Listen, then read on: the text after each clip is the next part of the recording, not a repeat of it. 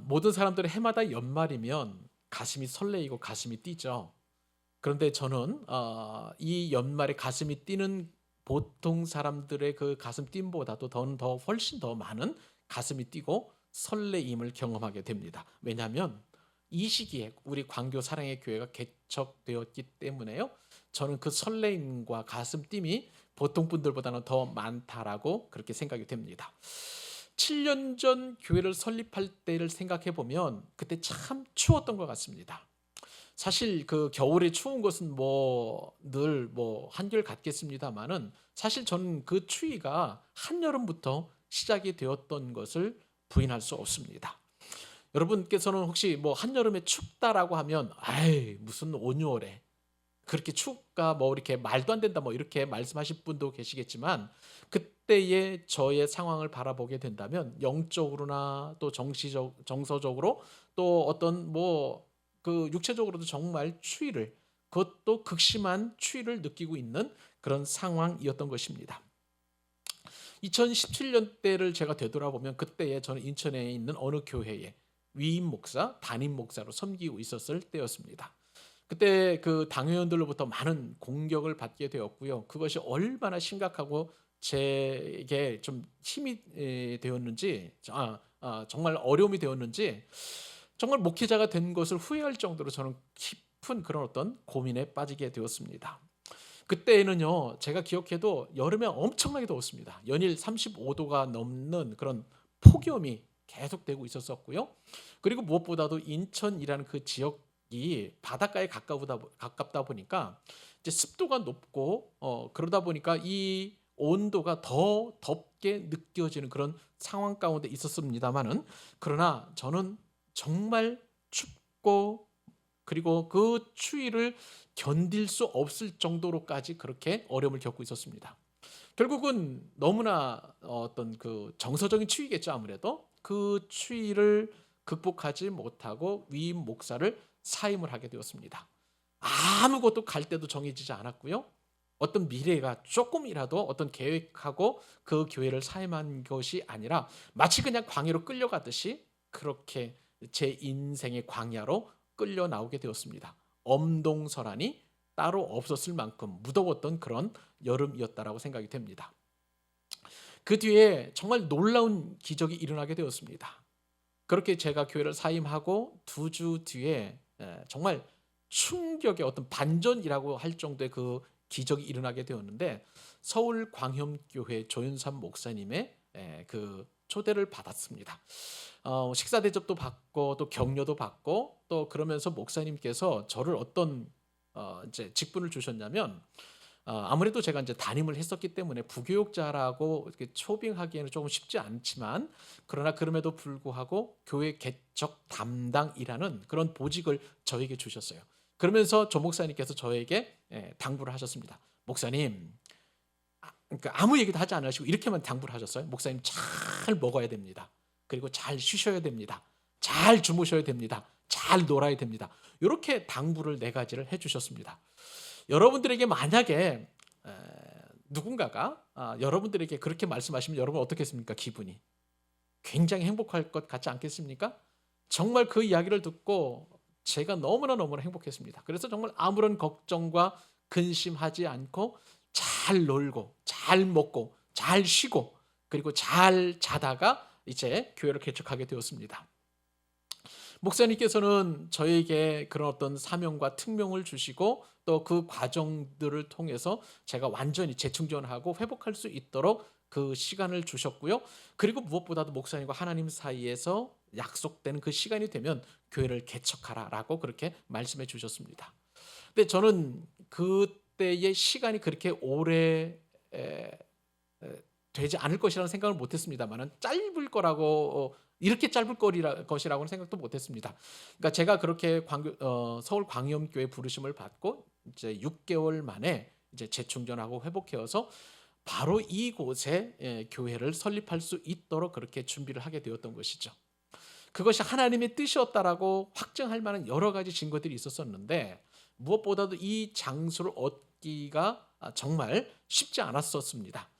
여러 가지 면에서 경제적으로나 아니면 또 상황적으로 면에서나 교회를 얻기가 쉽지 않은 그런 상황이었는데 분명하게 하나님께서 이곳에 교회를 설립하자라는 그런 어떤 분명한 기적을 하나님께서 보여주셔서 이곳에서 교회를 설립하게 되었던 것입니다. 정말 그것은 하나님의 은혜였고요. 그리고 12월 초부터 우리 김민영 집사님과 함께 이곳에서 인테리어 공사를 하고 그러면서 아까 말씀을 드린 것처럼 행복하게 꿈을 꾸면서 모든 행정적인 절차와 준비를 통해서 2017년 12월 29일에 그렇게 이 교회를 설립을 하게 되었던 것입니다. 교회 개척 후에 지금도 물론 이제 교회가 정말 든든히 서가고 또 그리고 하나님을 기쁘시게 할 만큼 그렇게 자립하는 그런 구조는 아니고 때때로 엄동설한처럼 그렇게 교회 환경이 녹록지 않음에도 불구하고 분명한 것은 하나님께서 이 교회를 우리 교회를 지켜 가시고 계신다는 그런 확증이 제 마음 가운데 들고 있는 것입니다.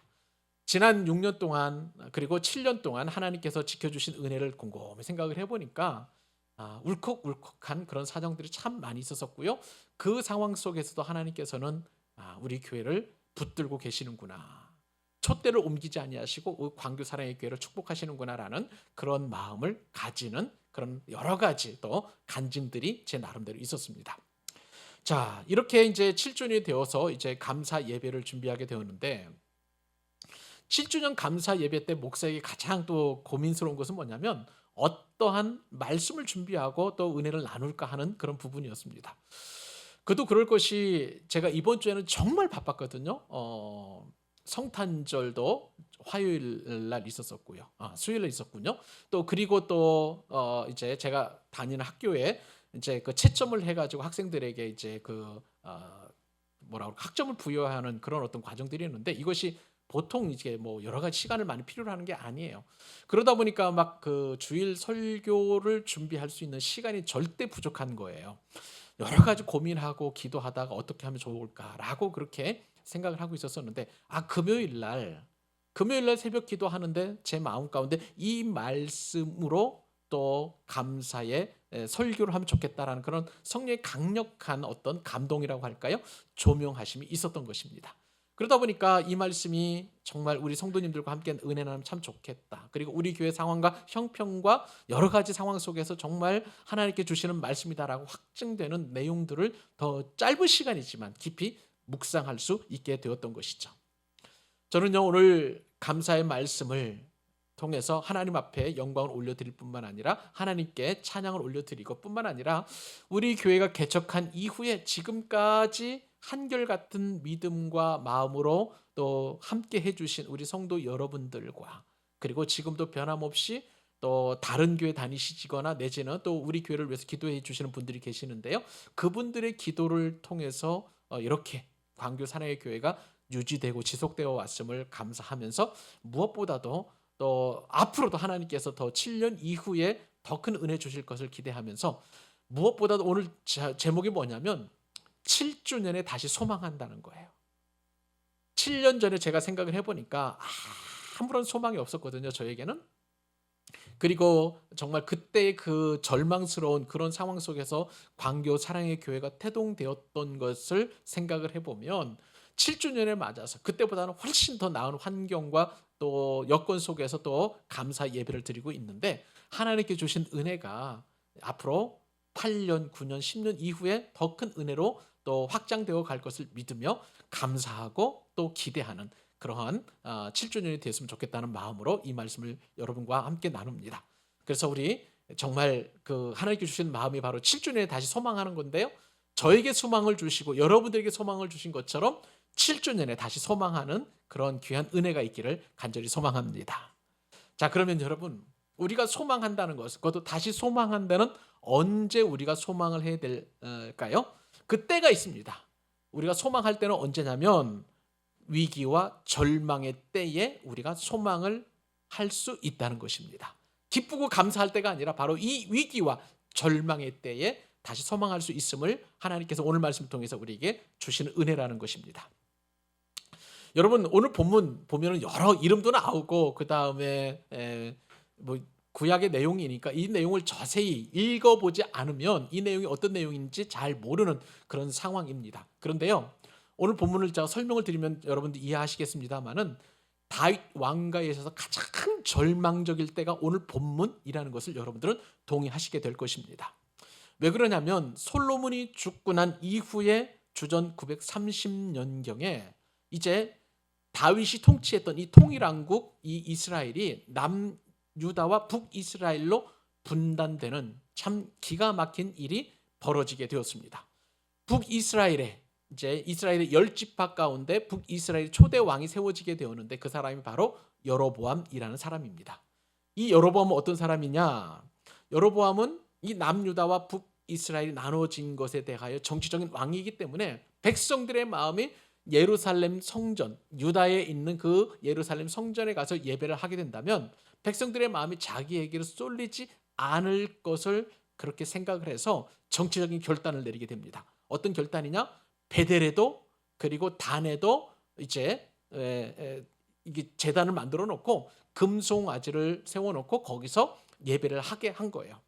자, 그러면 여러분 이게 정치적으로는 그게 맞는 일인지 모르겠습니다만은 그러나 이 여로보암의 죄는 이스라엘 전체의 우상 숭배를 일으키게 되는 아주 하나님께서 싫어하시는 그런 죄의 시작이라고 할 수가 있겠습니다.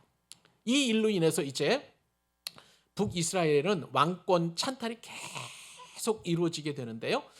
북이스라엘의 왕국의 역사가 대략 한 209년 정도 됩니다. 그런데 이 209년 동안 쿠데타가 무려 8번 이상 일어나게 돼요. 9왕조에 의해서 19명의 왕이 이제 번갈아 가면서 통치하게 되는데 이처럼 많은 왕조가 일어나고 또 쿠데타가 일어나고 반역이 일어나고 하는 참 슬픈 아픔의 역사가 북이스라엘 가운데 일어나게 되었습니다.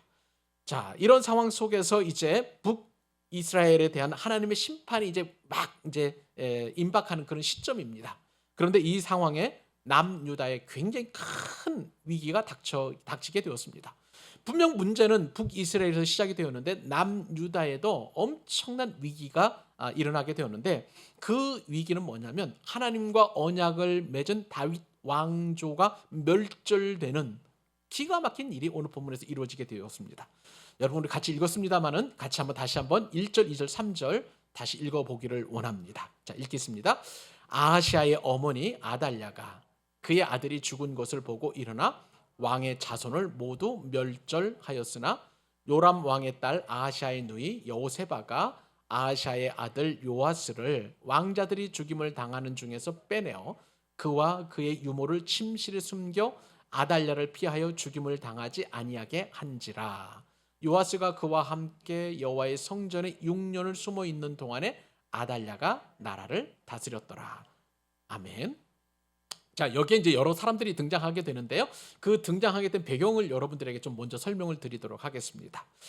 자, 북왕국 이스라엘에는 여로보암이 초대 왕이라고 말씀을 드렸죠. 그리고 이제 9왕조 19명의 왕이 등극을 하게 되었습니다만은 그런데 이 왕들 중에서 가장 악한 왕이 있었습니다. 하나님께서 가장 싫어하시는 왕 누구일까요, 여러분?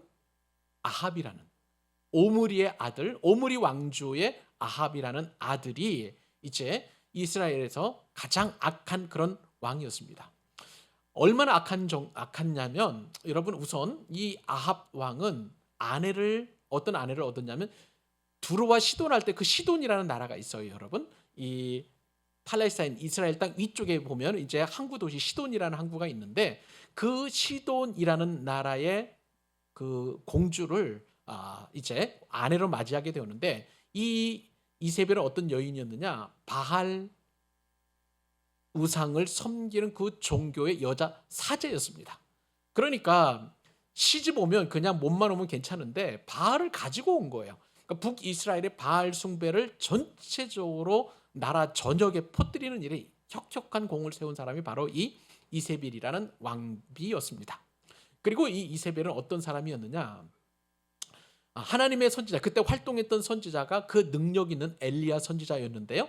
엘리야 선지자가 갈멜산 도상에서 바알 숭배자와 그리고 아세라 선지자들을 850명과 대결해가지고 완전히 다 몰살시켰잖아요.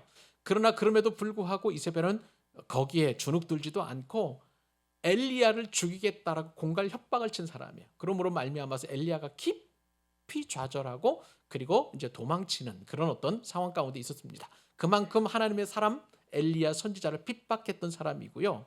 또 이 아합과 이세벨의 악행이 극에 달한 것은 어느 때였었냐면 이 왕궁 사마리아의 왕궁 앞에 나봇이라는 사람이 포도원하는 기가 막힌 포도원을 거느리고 있었습니다. 운영하고 있었는데 그 포도원이 너무 보기 좋았는데 그 포도원을 팔라고 하니까 나봇이 팔지를 않아요.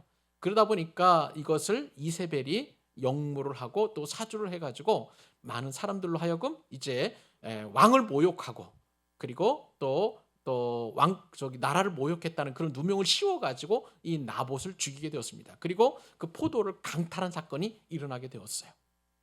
이렇게 아합과 이세벨은 사람에게도 그리고 하나님의 사람들인 엘리야에게도 그리고 하나님께도 그렇게 반역을 하고 마음을 아프게 하는 심각한 죄를 저지른 그런 아합 왕이었던 것입니다.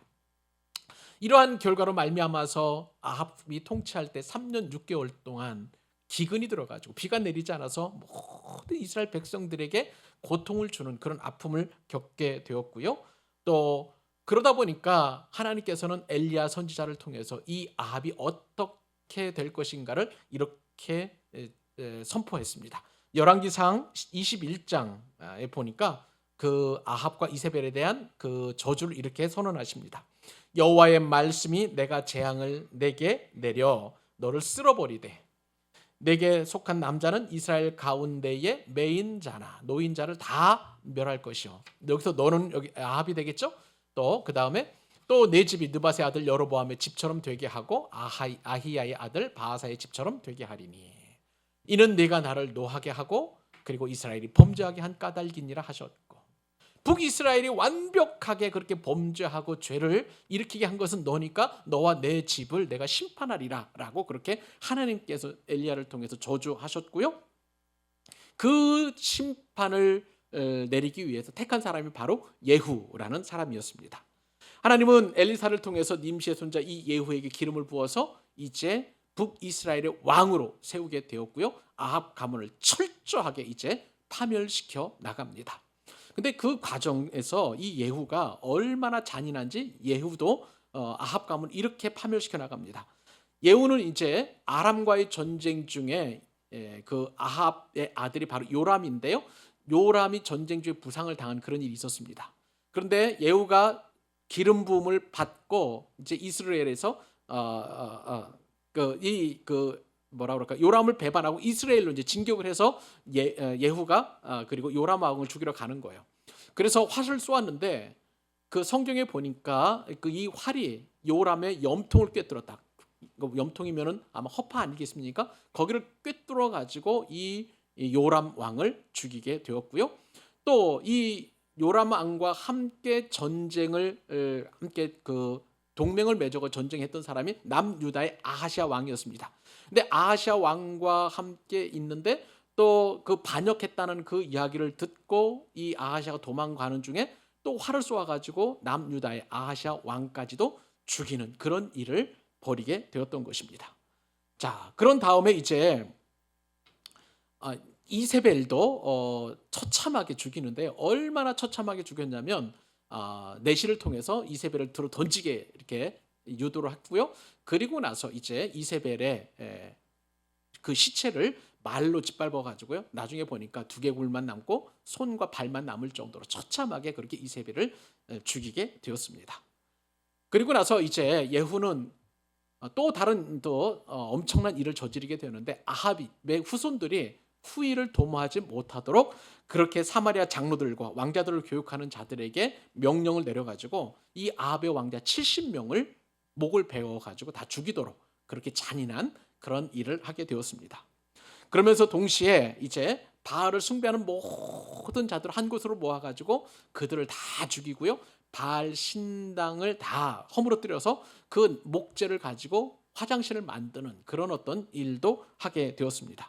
그러한 예후가 이제 레갑의 아들 여호나답을 만나면서 어떤 얘기를 하냐면 내가 여호와를 위한 그 열심이 이 정도다라고 이렇게 자랑할 정도로 아합의 모든 가문들을 다 그렇게 완전하게 그렇게 심판을 하게 되는 것을 보게 됩니다.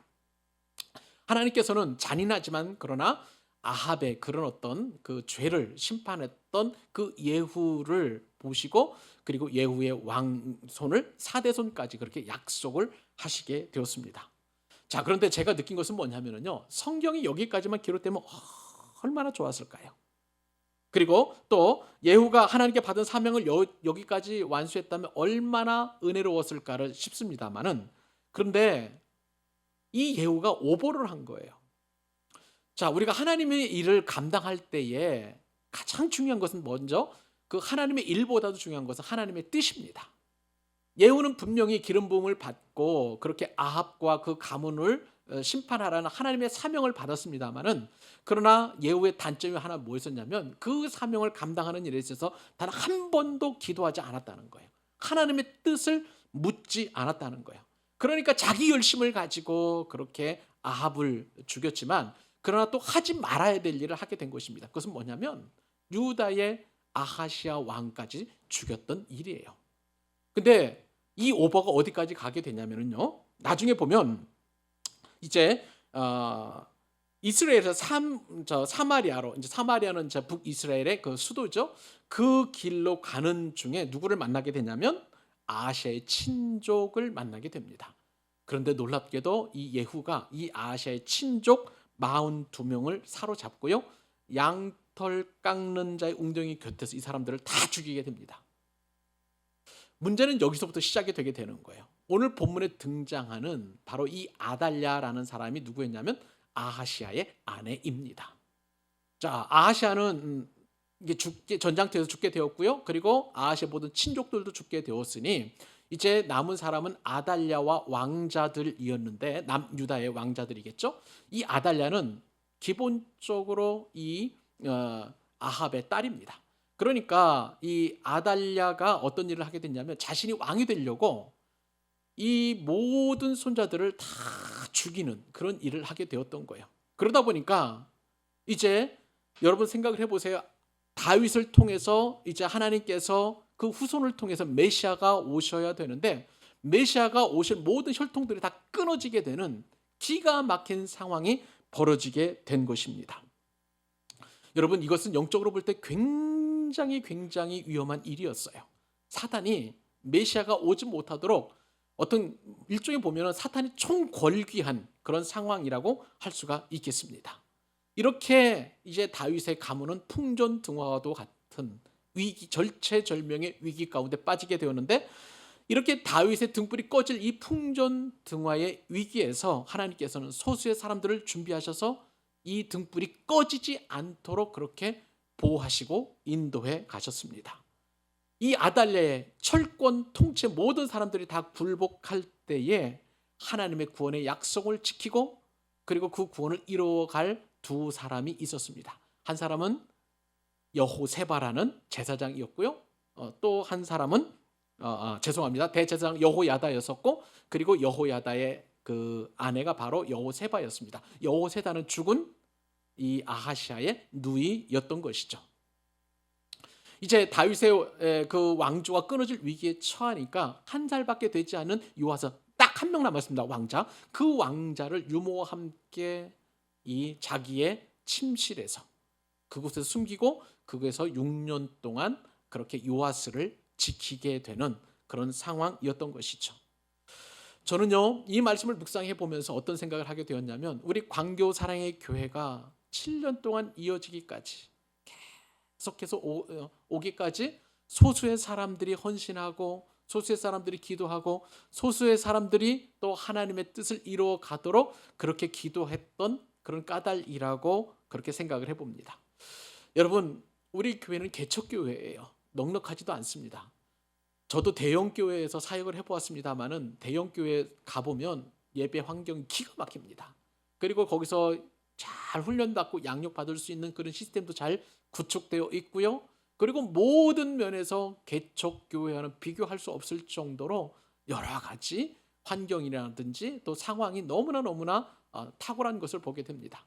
그러나 그럼에도 불구하고 그런 교회에서 신앙생활 할 수 있음에도 불구하고 그곳에 가지 않으시고 우리 성도님들이 남으셔서 이곳에서 함께 예배하고 함께 기도하고 함께 하나님의 뜻을 구하고 이곳을 통해서 하나님께서 어떤 역사를 이루어 가실지를 지켜주신 그것이 바로 꺼져가는 다윗의 가문을 지켰던 이 대제사장과 그리고 여호야다와 여호세바처럼 그렇게 우리 교회를 지켜가는 그분들이라는 것을 저는 깨달으면서 정말 감사한 마음이 들었던 거예요.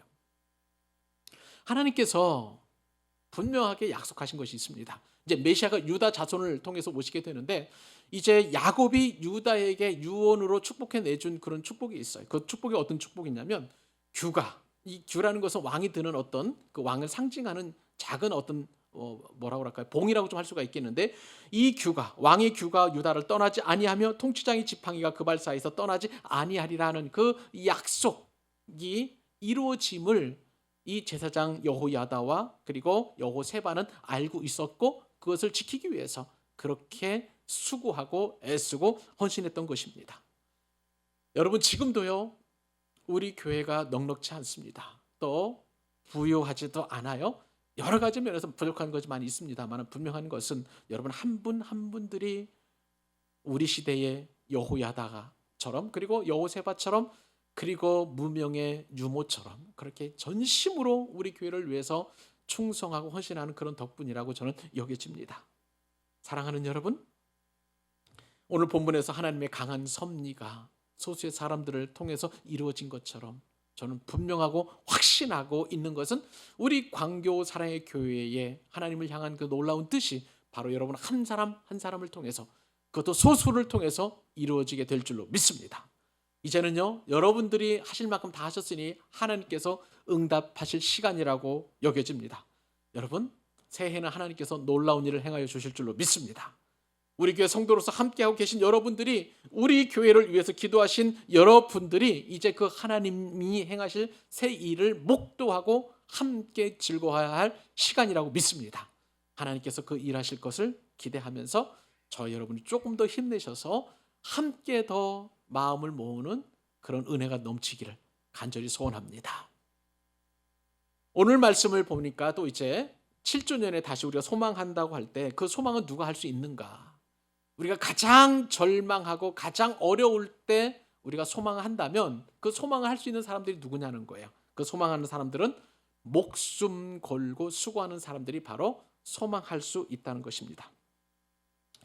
성경 역사나 아니면 인류 역사를 보거나 또 전체적인 그런 어떤 기독교 역사를 바라보게 되면 항상 불의하고 또 사악한 그런 일의 그 배후에는 사탄이 역사하고 있다는 사실입니다. 이들은 하나님의 선한 섭리와 뜻을 파괴하는 데 성공한 것처럼 그렇게 여겨질 정도로 정말 그렇게 위태롭게 만들어요. 교회를 위태롭게 만들고 또 성도를 위태롭게 만들고 심지어는 메시아가 이 땅에 오지 못하도록 그렇게 위태롭게 만드는 그런 사역을 사단이 하는 것이죠. 그런데 놀라운 것은요, 때가 되면 하나님께서는 바로 하나님 앞에 의로운 사람들을 통해서 바로 그 사단의 역사와 괴계를 물리쳐가신다는 거예요. 이것이 바로 하나님께서 일하시는 방법인데요. 오늘 좀 본문이 깁니다만 우리 4절로 11절까지 한번 쭉 같이 한번 또 읽어보도록 하십시다. 자, 시작. 7째 해에 여호야다가 사람을 보내 가리 사람의 백부장들과 호위병의 백부장들을 불러 데리고 여호와의 성전으로 들어가서 그들과 언약을 맺고 그들에게 여호와의 성전에서 맹세하게 한 후에 왕자를 그들에게 보이고 명령하여 이르되 너희가 행할 것이 이러하니 안식일에 들어온 너희 중 3분의 1은 왕궁을 주의하여 지키고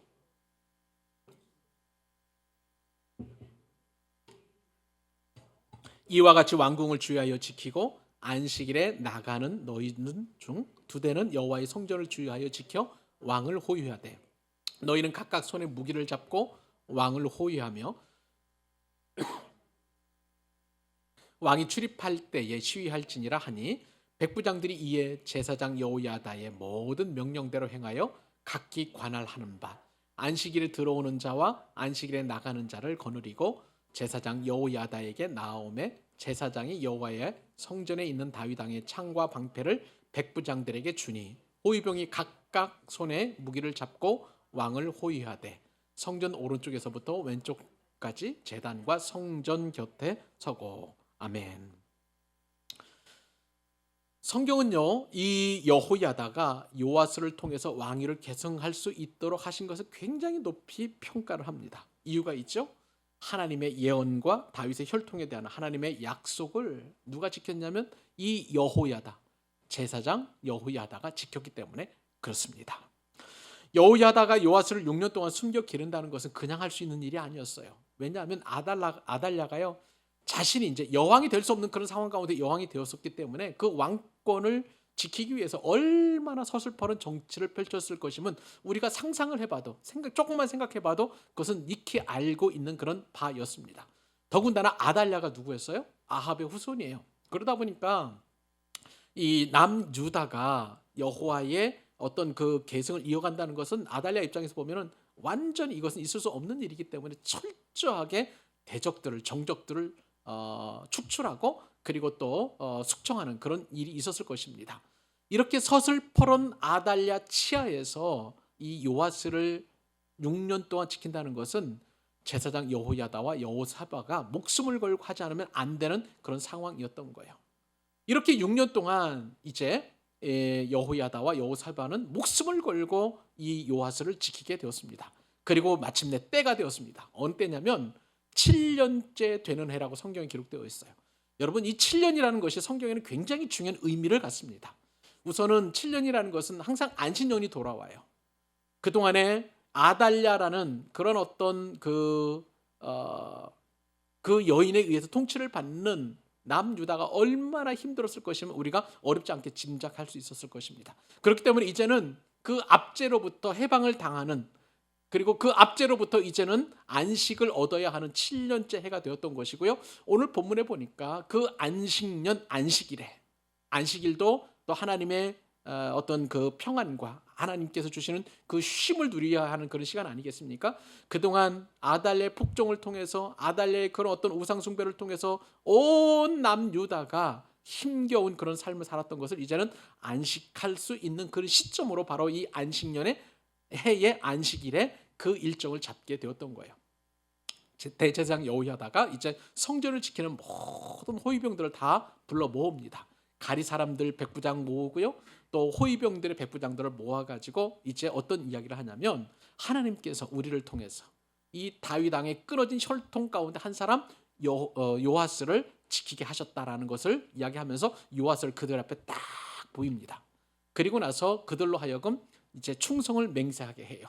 우리와 함께 하나님의 뜻을 이루자, 다윗 왕의 그 왕조가 이어지도록 우리가 함께 그 일을 도모하자 하면서 그들로 하여금 언약을 맺게 하고, 그리고 그들에게 하나님의 뜻임을 드러내기 위해서 다윗이 전쟁 중에서 그 다음에 그 획득했던 전리품들, 칼과 창 같은 것들을 딱 보여주면서, 그리고 군사들에게 다 나누어 줍니다. 왜냐하면 이것을 보면서 군사들은요, 이것이 하나님의 뜻이라는 것을 확증할 수 있도록 그렇게 여호야다가 정책을 펴게 된 것이죠. 자, 그렇게 해서 이제 아달랴에 대한 반역을 이제 시작을 하게 되는데, 큰 군인들을 이제 세 대로 나누게 됩니다. 우선은 제일 먼저 아달랴가 있는 궁을 둘러싸게 합니다. 그리고 두 번째 군인 무리는 이제 수루문을 지켜가지고 밖에 있는 군사들이 궁 안으로 들어오지 못하도록 지키게 되고요. 또 한 무리는 이제 성전을 호위하게 합니다. 왜냐하면 이곳에 바로 요아스가 있기 때문에 그런 것이죠.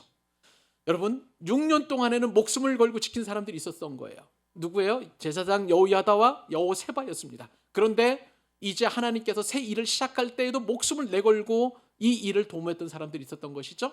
말씀을 드린 것처럼 가리 사람들의 백부장, 그리고 그 군인들, 호위병들이 목숨을 내걸고 이 요아스를 왕으로 옹립하는 일에 그렇게 쓰임을 받게 되는 것이죠. 여러분, 이것을 통해서 우리는 하나님께서 우리 교회를 향하신 하나님의 뜻을 알고 우리가 하는 이 일들이 정말 하나님께서 얼마나 기뻐하시는 일인지를 우리가 알게 됩니다. 여러분, 권력자를 바꾸는 일은요, 목숨을 걸고 하지 않으면 안 되는 일이에요. 혁명이라는 것이 그렇지 않겠습니까? 근데 우리는 그동안에 온 땅에 마치 주인처럼 행세하는 이 악한 사단의 권세를 물리치기 위해서 신앙생활을 하고, 그리고 우리가 영적 전쟁을 하게 되는데 그냥 할 수 없어요.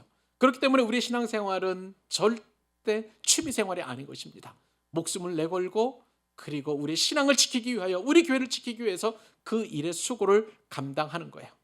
지난 6년 동안, 지난 7년 동안 우리 교회를 지켜주신 수많은 분들이 목숨을 걸고 그렇게 신앙생활을 해왔습니다만은, 그리고 이제 7년을 지나고 나서 8년째 접어들 때에도 이제는 여러분들이 현재 시점에서 이제 우리 교회를 위하여, 그리고 주님의 그 역사를 위하여서 목숨을 걸고 그 일을 진행할 때가 오게 된 줄로 믿습니다. 하나님께서는 이제 더 큰 일을 행하실 거예요. 분명히 행하실 줄로 믿습니다. 그 일을 위해서 저와 여러분이 쓰임받는 귀한 은혜가 있기를 간절히 소원합니다. 자, 이렇게 이제 7년에 우리가 이렇게 소망을 합니다. 위기와 절망의 때 우리가 소망했고요. 그리고 목숨을 내걸고 이제 우리가 소망을 했다면 반드시 거기에는 또한 열매가 있고 또 은혜가 있고 복이 있다는 거예요. 세 번째 교훈은 뭐냐면요, 왕의 만세를 부른다는 사실입니다. 자, 군사들이 드디어 움직이게 되었죠.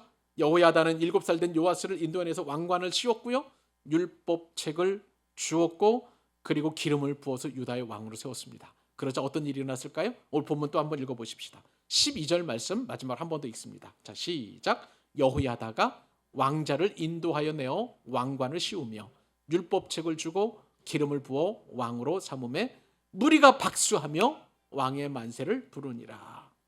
여러분, 이 말씀을 보니까 대제사장 여호야다 가장 먼저 한 것은 이 7살 먹은 요아스에게 왕관을 씌운 것입니다.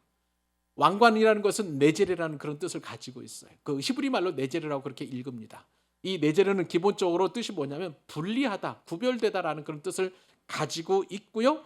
그리고 그 의미가 더욱더 확장이 되면 봉헌이라는 뜻을 가지고 있습니다. 자, 이게 무슨 말입니까? 여호야다 제사장이 이제 요아스 머리에 이 왕관을 씌움으로 말미암아서 요아스가 왕으로 봉헌되었다라는 그런 뜻을 가지고 있습니다. 그리고요, 이 네제르라는 뜻은요, 기본적으로 예수님과 연결이 됩니다. 무슨 말씀인가요? 이사야서 11장 1절 말씀에 따르면 예수님께서 이제 이사야 선지자가 주전 700년 전에 어떻게 예언을 했냐면, 이새의 줄기에서 한 싹이 난다고 이렇게 표현했는데, 그 줄기라는 말이 바로 네제르예요. 그 줄기라는 말이 바로 네제르라는 것을 보게 됩니다. 자, 그러니까 이 네제르는 바로 예수님을 말하는 것이고요, 요아스가 왕관을 씌운 것은 바로 예수 그리스도가 진정한 왕으로 오실 것임에 대한 예표라는 것을 우리가 알게 됩니다. 여러분, 우리 교회의 왕은 누구일까요? 7년 전에 우리 교회는요, 광교 사나이교회 주인은 바로 예수님이시고 우리 교회의 왕은 예수님이라고 그렇게 선포하고 우리 교회가 출발하게 되었습니다. 우리 교회의 진정한 왕은 지금도 예수님인 줄 우리는 믿습니다. 그 예수님께서 통치하시고 그 예수님께서 우리 교회를 이끌어 가시고 그 왕이신 예수님께서 우리 교회를 지켜주실 줄로 믿습니다. 그러므로 우리 교회 모든 성도님들은 왕이신 예수님을 경배하고 우리 교회의 주인됨을 선포하고, 그리고 그 왕이신 예수님께서 우리 교회를 앞으로도 이끌어 가실 줄로 믿습니다. 그 왕이신 예수님께서 단 한 번도 우리 교회 등불이 꺼지지 않도록 그렇게 매 시간마다 시마다 때마다 일하시고 지키시고 인도해 가셨습니다. 사랑하는 여러분, 이제 8년 내년부터도 우리 교회의 진정한 왕은 예수님이시고 예수님께서 지금까지 인도해 주신 것처럼 앞으로도 분명하게 선명하게 이끌어 가시고 주장해 주시고 인도해 가실 줄로 믿습니다. 이렇게 요아스가 이제 대제사장이 이제 요아스에게 왕관을 씌운 다음에 두 번째 한 일은 뭐냐면 율법책을 주었다는 사실입니다. 여러분, 율법책이 주어지지 않았을 때 어떤 일이 벌어지는지 우리가 앞에 설명을 드려서 제가 말씀을 드렸습니다. 아합이 분명히 오므리를 통해서 이제 그 아합의 그 왕조가 이루어질 것을 하나님께서 허락해 주셨는데, 아합이 갖지 않았던 것은 바로 이 율법이 하나님의 말씀이었던 것입니다. 북이스라엘도 하나님의 말씀이 없어서 무너지게 된 것이고요, 남유다도 이제 북이스라엘과 여러 가지 뭐 동맹도 맺고 서로 결혼하면서 북이스라엘의 율법 없는 그런 어떤 모습으로 점점 닮아가니까 이처럼 풍전등화도 같은 그런 위기를 맞게 되었던 것이죠. 그렇기 때문에 우리가 가장 위기에서 우리가 찾아야 될 것은 바로 하나님의 말씀인 줄로 믿습니다. 요아스로 하여금 이 율법책을 받게 했다는 것은 이제부터는 하나님의 말씀이 요아스를 통해서 성취게 될 것임을, 그것을 예전하는 또 예언하는 그런 말이라고 할 수가 있는 것입니다. 사랑하는 여러분, 하나님께서는요 우리 광교 사랑의 교회에도 매주마다 매 시간마다 말씀을 주신 줄로 믿습니다. 지난 7년 동안 부족한 종을 통해서 이 강단에서 선포한 수많은 말씀들이 있었고요. 또 새벽 기도회와 우리 초창기 때 금요 기도회까지 했었고요. 그리고 또 성경 공부나 또 소그룹을 통해서 제자 훈련을 통해서 많은 말씀들이 주어지게 되었어요. 여러분, 우리가 부족하고 연약해도 우리가 붙들어야 될 것은 하나님의 말씀임을 믿으시기 바랍니다. 우리 광교 사랑의 교회는 내년에는 더 열심히 더 하나님의 말씀을 확증하고 그 말씀을 우리가 암송할 뿐만 아니라 그 말씀을 더욱더 알아가는 그런 시간들을 확장해 나갈 거예요. 사랑하는 여러분, 기도해 주십시오. 제자 훈련이 회복되고 그리고 여러분 더 많은 예배들이 회복되고 더 많은 풍성한 성경 양육 프로그램이 회복될 수 있도록 여러분 기도해 주실 수 있기를 바랍니다. 말씀 위에 든든히 서는 교회가 반드시 승리하고 이겨낼 줄로 믿습니다. 그런 다음에 이제 마지막으로 오늘 본문에 보니까 왕관을 쓴 요아스가 율법책을 받고요. 그런 다음에 머리에 기름을 부었다는 거예요. 여러분 잘 아시는 것처럼 기름 부음을 받은 사람은 구약의 세 종류의 사람밖에 없습니다. 선지자, 왕, 제사장이에요. 그런데 특별히 왕에게 기름 부었다는 것은 어떤 의미를 가지고 있을까요? 이 말씀을 추정해 볼 수 있는 말씀이 이사야서 21장 5절인데 우리 성경에 이렇게 기록되어 있습니다. 그들이 식탁을 베풀고 파수꾼을 세우고 먹고 마시도다 너희 고관들이 일어나. 자, 여기 잘 보세요. 방패에 뭐를 바를지어다? 기름을 바를지어다.